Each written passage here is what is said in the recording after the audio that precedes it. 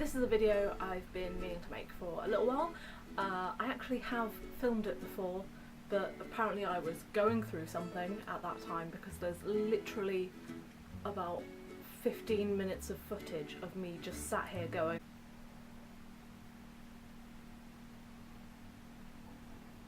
So that wasn't a joy to edit. Hopefully this one will be better. So I'm going to talk about my degree, which was in Paleontology and Evolution at the University of Bristol. First, a bit of a disclaimer: there are lots of ways to get into paleontology, and most people who are in the field working won't have done a degree, an undergraduate degree at the very least, in the subject. There's very, very few places in the world that do an undergraduate in paleontology. Bristol just happens to be one of them. Most people will have done their undergraduate in either biology or, a little bit more commonly, geology or earth sciences, and then when they go on to masters or even to PhD, they'll specialise in paleontology, in a branch of paleontology. That's the normal route. Mine's not so much the normal route, but it's still quite an interesting thing to learn about, and if you're looking at applying to university, especially if you're looking at applying to Bristol, because this is going to be very Bristol centric, because obviously that's the experience I have, then hopefully this will be a little bit useful for you. Or if you just want to know what the hell someone does in a paleontology degree, hopefully this will also be interesting for you. I don't know. Stick around with that stunning review of what's to come. Also, before starting, it's worth noting that I'm going to be trying to sort of mostly disentangle my personal life from my degree and talk about this bit, because at university I had a lot of personal stuff going on that obviously affected my degree, but that's not a normal experience and it shouldn't be a normal experience, so I'm gonna separate. So, what did I do? My degree at Bristol was a 4-year MSci degree. This means that on top of the normal 3 years to get a bachelor's in the UK, I did an extra year integrated into this, which was my master's year. So unlike most people in the UK at least who have a master's, I don't actually have a bachelor's. I just have a master's because it was integrated into the whole undergraduate degree, even though I did all the same work. In fact, if I'd wanted to, I could have stopped at year 3 with very, very minimal changes to what I was doing anyway and come out with a bachelor's. The course itself was joint honours geology and biology, which meant that I was sort of straddling 2 departments within the sort of sciences faculty, and I had both compulsory and optional units that I could choose from both subjects. So in first year we didn't have any options. This is because it was a joint honours degree and we needed to do bits from both. So people doing just the biology and just the geology did have options in the first year, but we didn't. So we did 2 units of biology and 1 unit of geology, which I know has changed since. I know there's more geology in the undergraduate first year now, because we were consulted about this. Biology unit we covered in first year was sort of diversity of life, so this literally took us from archaea bacteria all the way through to the higher vertebrates up to humans, which to me are not the highest vertebrates. Birds are the best vertebrates, and they should always be put at the top when people say from bacteria to humans. No, bacteria to birds, that's what you should say. Then we did a unit more on sort of like life systems, so things like what organs do and how things work in life, essentially. The geology unit we did, again, was sort of like, I assume if you're in America it would be sort of the Geology 101 unit. It was really important to do these basic units, even though they had very little to do with paleontology. I think we had about 2 whole lectures of paleontology in the whole of my first year, if you discount like our tutorial sessions, which were obviously more paleontology focused. But this was really important because it means that everyone's got up to the same sort of speed, everyone knows what's happening. When you go into your second and third years and you do specialise a bit more, everyone's at the same sort of level. One thing that was a little bit frustrating was one of the first things they told us when we went into the geology course. But we were like, so in Britain, before you go to university you take your A-levels, you specialise in 3 or 4 subjects that they sort of focus on properly before they go to university, and then those options determine what courses they can take at university. So there is a geology A-level offered in the UK. Not many places do it, even though my college was huge and had a massive subject selection. Geology was not one of them. And one of the first things they said when we came into the geology lectures is, people who have done the geology A-level will not be at any advantage. Bollocks.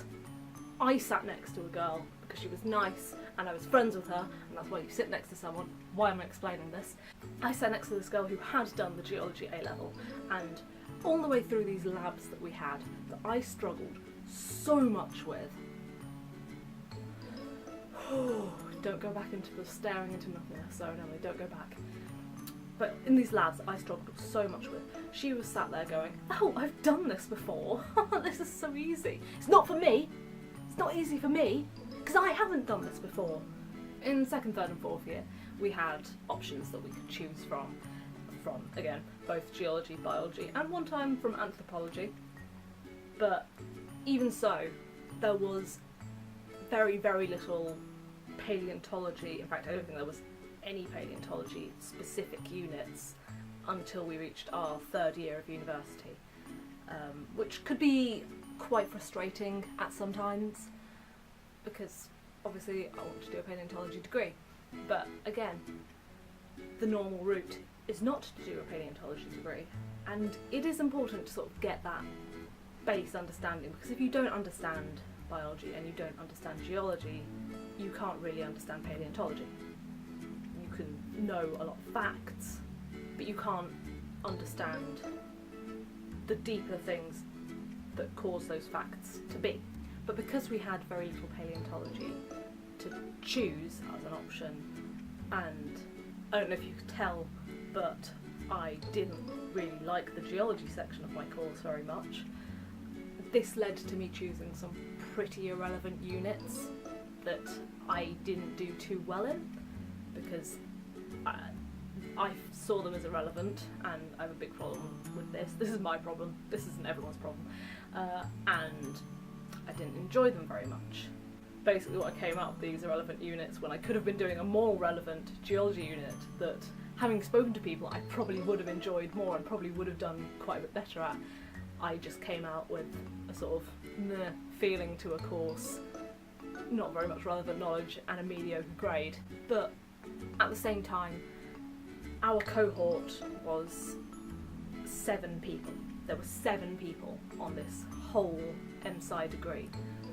So it is just completely uneconomical to offer units going through the whole course specifically catered to those 7 people. Just a quick sort of rundown of some units that you could have taken throughout probably the whole course, because I forget which years I did things because I'm terrible. Obviously I said the first year units, we had things like sensory biology, conservation biology, mammalian behaviour and social systems, micropaleontology, geobiology, human evolution, scientific communication. We had field courses that were mandatory, field mapping. We had a trip down to the Jurassic Coast, which was really cool. We had Aaron. My final year, my master's year, was my favourite year by far.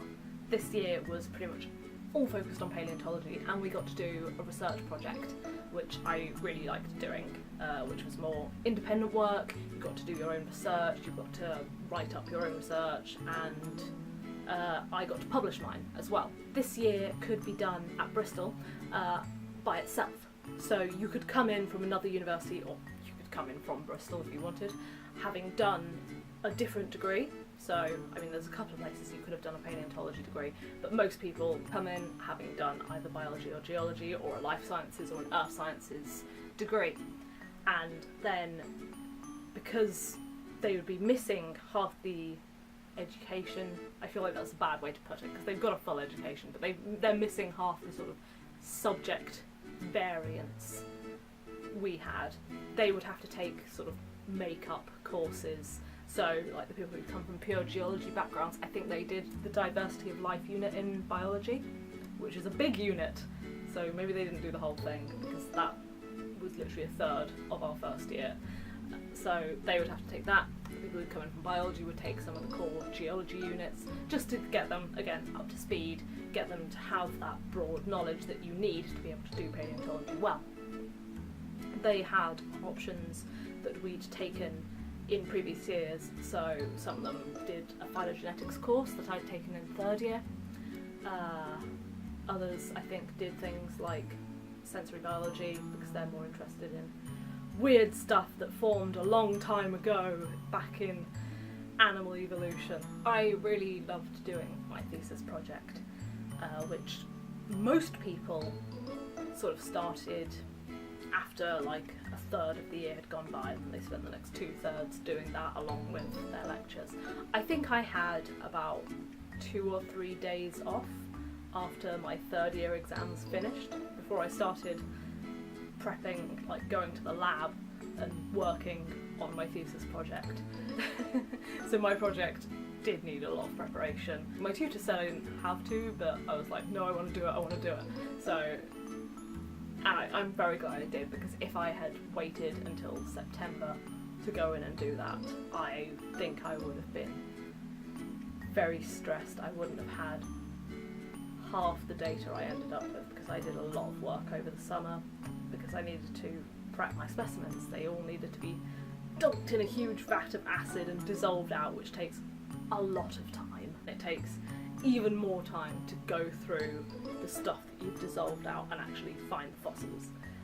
So that was why I started my project so early. Other people didn't have to do that preparation, so they just started theirs at the normal time. But I was very glad that I did start my project early, because I felt like I had a leg up. I felt like I wasn't so stressed about it. Another good thing was when it came to using the tomography lab, so the imaging lab that I needed to do to create some of my figures. I'll just put them in here so you can see what I did. It meant that I was using this a lot earlier on in the year than other people, so I wasn't stressed about booking it out and having the entire lab booked out by very stressed masters and PhD students who were all trying to work on their stuff, because I'd done most of it, so I could come in at a much more leisurely pace. Fun fact, the computers in the Bristol University tomography lab are named after the X-Men. So we had to apply for the master's project that we went on to do during our third year. There was a really wide range of projects to choose from, which was good because everyone had something that they wanted to do. And in fact, we were really lucky. As I said, there was only 7 of us, in that everyone actually chose to do a different project. But if we hadn't, then it would have gone down to who did the best application. So even though we all chose different projects, and I was actually able to predict, right, they're interested in this, so they're going to choose this project, they're interested in this, so they're going to choose this project. I was right with all of my predictions, which I found very funny actually. But we still had the opportunity and the experience of doing that application, which is a very good experience if you want to then apply to something postgraduate, because you're going to need to do a lot of that. We also had the opportunity to come up with and submit our own project if we wanted to. I don't think anyone did this, not in the MSci, so the 4-year course anyway. Some of the masters, the just 1-year masters course, I think some of them might have done this, because theirs was structured a little bit differently as well. I don't really know exactly what they did. Certainly at the time, I didn't feel like I had the confidence to be able to write a research proposal and submit it and find someone to supervise that. We didn't really have any experience doing this, and I know that it's not really something that a lot of courses do, but I feel like this would have been a very useful thing to have done in tutorial to prepare us for postgraduate study. We did sort of similar things, but never actually writing a proper full research proposal or a statement of motivational purpose in our sort of tutorial sessions, which I think would have been a very good thing to do and would have potentially given me confidence to maybe suggest a project on a topic that I was really, really passionate about. Although, as I said, I did really enjoy the one that I did, so I'm not too fussed about that. As I said, the projects were highly varied, and I think this is because Bristol does have, objectively, one of the best paleontology research departments in the world. Subjectively, the best. And it attracts a lot of very varied, very good researchers. So we have people in the department studying everything from the Permo-Triassic extinction to colours of dinosaurs to the origins of life to mammal and dinosaur biomechanics. So there's a lot of scope for doing any project you wanted. So my project was on Triassic fissure film, sediments and the fauna preserved within those in South Wales. We had someone else looking at were the dinosaurs declining towards the end of the Cretaceous? Apparently not. We had someone else looking at the development of integument in early tetrapods. We had someone else going and looking at morphological changes in gigantic extinct kangaroos. So, hugely varied projects. You could do ones on phylogenetics, you could do ones on ichthyosaurs, and you could do things on coloration. We got to try out a bunch of really great stuff and go to some cool places. So, personally, I got to be trained in CT scanning and then processing of those images. I also had some training on SEM work. I didn't use it in the end, but I was trained in it. We had people go to various museums, so I went to the Natural History Museum and looked at the collections there. Someone got to go and dissect a kangaroo. We had another guy go to Switzerland and use the synchrotron tomographer. Super cool, looking at teeny tiny little things and making really, really amazing figures and 3D models of these when he came back. I also got to have my first foray into fossil prep, which I got to do a lot more of in my internship in Montana, so clearly I enjoyed that. The MSci year was great and it gave us a lot of experience using real research techniques that will be hugely useful if you were to go on and do further study a postgraduate degree, or even if you just wanted to go into more vocational side of paleontology. A lot of skills would be very useful there. We were able to create publishable work, and people other than me have published based on their thesis, so clearly it is publishable, and learn a bunch of skills. And I'm not sure the variety of things that we learned would have been open to us if I'd gone to a different institution to learn, because, as I said, Bristol is, like, objectively one of the best paleo research departments in the world. That camera just stopped filming, and I had a look at what I look like, because I don't have a viewfinder or a screen that I can see while I'm filming, and boy, my eyebrows are bold today. Sorry about that. Anyway, Bristol was also great for extra things. So on Friday lunchtime sort of time, we would have paleobiology discussion group as well, where visiting researchers or people researching at Bristol would come in and present what they were doing, what they were working on, or what they just published. And you could have a discussion about it. You didn't have to discuss if you didn't want to. You could just sit and listen, which was good fun. Especially, I think my favourite one that I went to culminated in two of the Bristol researchers right at the top of their fields, I won't name them, standing up and yelling at each other from across the room. This next bit won't make sense unless you know what a deuterostome is, but the presentation we'd just seen was discussing whether this one very, very ancient body fossil was a deuterostome or not. But these two powerhouses of paleontological research were stood up yelling at each other across the room, and it culminated in one of them yelling, "I have a butthole, you have a butthole, we all have buttholes!" And I genuinely thought they were going to take it outside and have like a really nerdy fight in the street in Bristol, which would have been hilarious, and I'm kind of disappointed it didn't happen. There were also more informal study groups and discussion groups within individual researchers' labs. And then on a more social front, there was also the DinoSoc, which was the Paleontology Society at Bristol, where we would go on fossil hunting trips, we'd go to the pub, go on nights out, that sort of thing. More society, like university society based stuff. but that meant that everyone in the department was really close. There was loads of across years mingling across degrees, so postgrads would mingle with the undergrads, which was really good for getting to know things about what research they were doing, what the climate in research was like, whether you might want to go on and potentially do some research. The fossil hunting trips that I ran were just fun, and I mean, I got some pretty nice stuff from there as well. Speaking of trips though, I have to be honest and say that some of the trips that we went on were just awful. I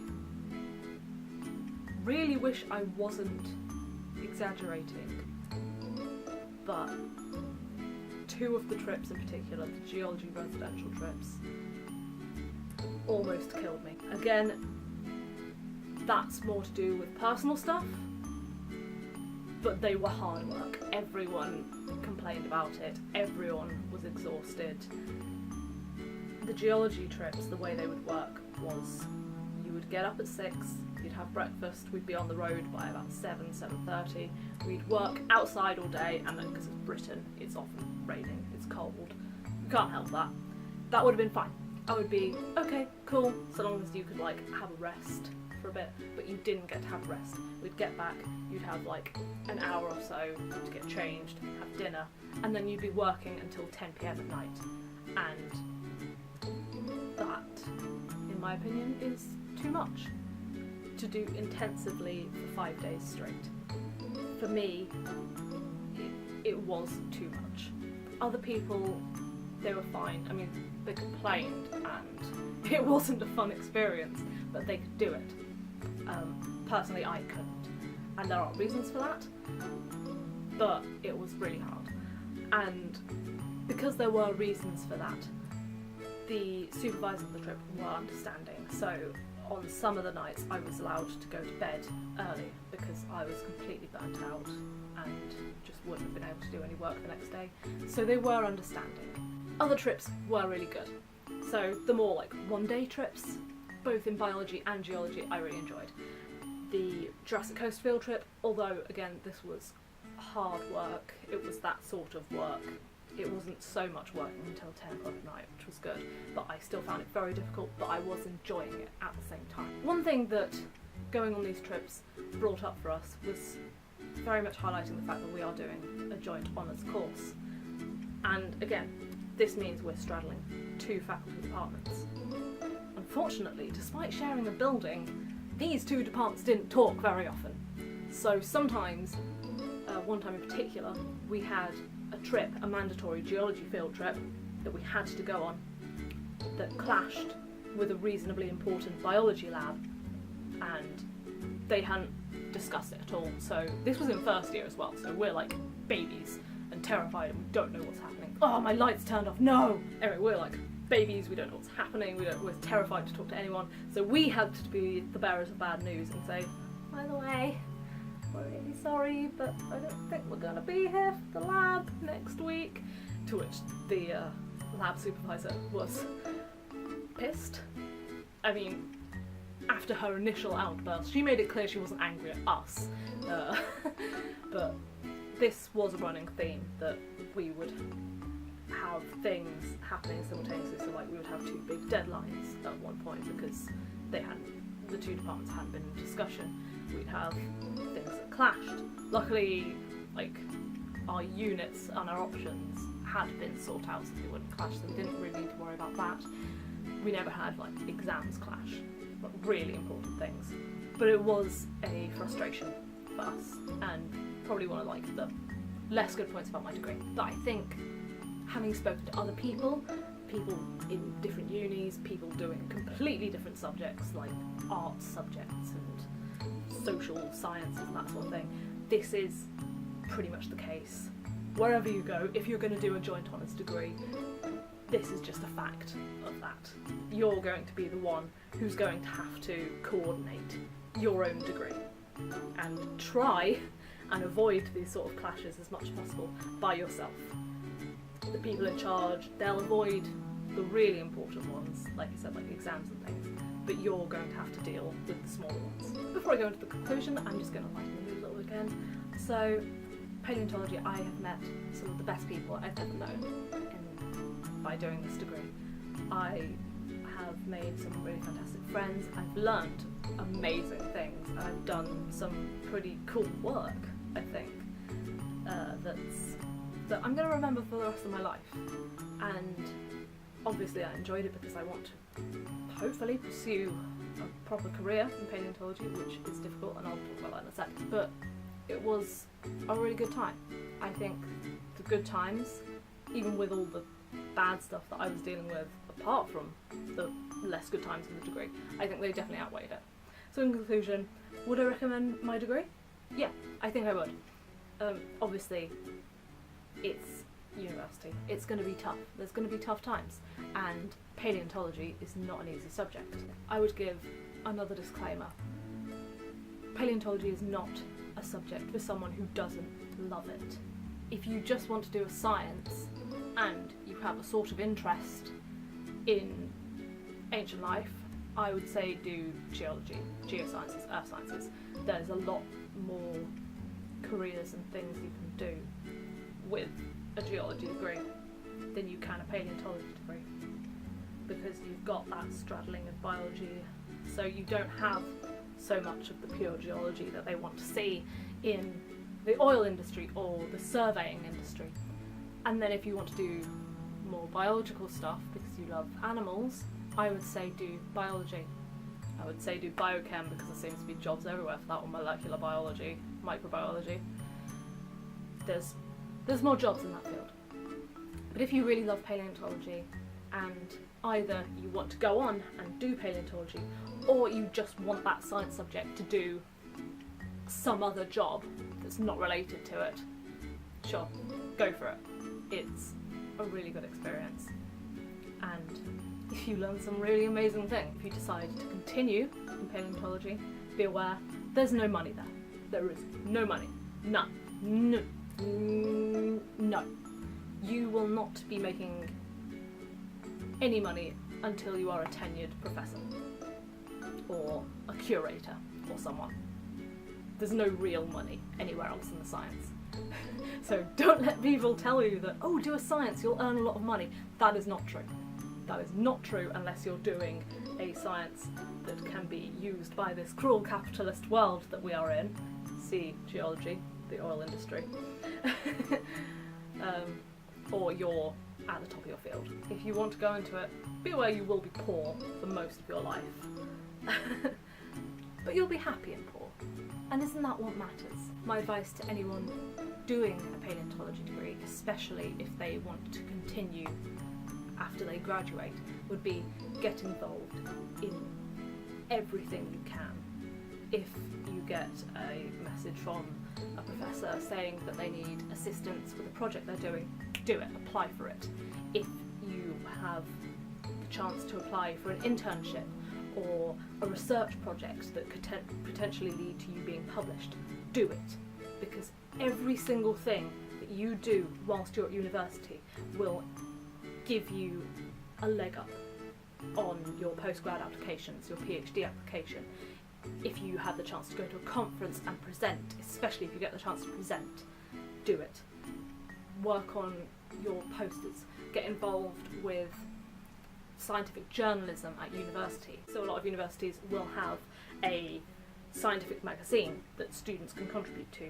Do that if you're more interested in scientific communication, because all of these things, they're going to help you in the future. Of course, and again, this is something that I'm very experienced with, not everyone has the energy to do that, and that is okay.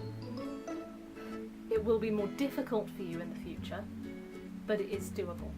If you just focus on your studies, work as hard as you possibly can, and that's not saying burn yourself out completely, that's saying do what you can. And I would say this is just applicable advice for anyone going to university. It is tough. Make sure that the people in charge of your degree know what's going on if there is something going on, because they will be able to help. So again, would I recommend my degree? Yes. Yes, I would. I feel like I said that with a face that said I would not, but I would. I would recommend it. And as a whole, I would recommend Bristol as a place to live. It's a really great city, and the university has a lot of things going on outside of your department. There's hundreds of societies. I think Bristol has like one of the highest number of societies for a university anywhere in the country, if not the highest, which doesn't surprise me because you can do literally anything there, from like fencing to massage society to cheese society to ones like specific for your countries. If you're an international student, there's all sorts to do there. It's a great place to study, a great place to live, and a great subject. So I think that's all I wanted to say on this subject. If you have any questions about this, because I'm sure I have missed so much stuff that people want to know, please leave a comment and I will reply. If I get enough, maybe I'll make a part 2, but don't hold me to that. What I am thinking I'll probably do is something like trying to get the most out of your university experience, especially if you have sort of health difficulties, mental health difficulties, because again that's something that I'm experienced in. And whether I got the most out of my university experience or not, I can provide a bit of help and give some suggestions for whether you could. So I think that is everything for today. Thank you for watching this pretty long video, and I will see you in the next one.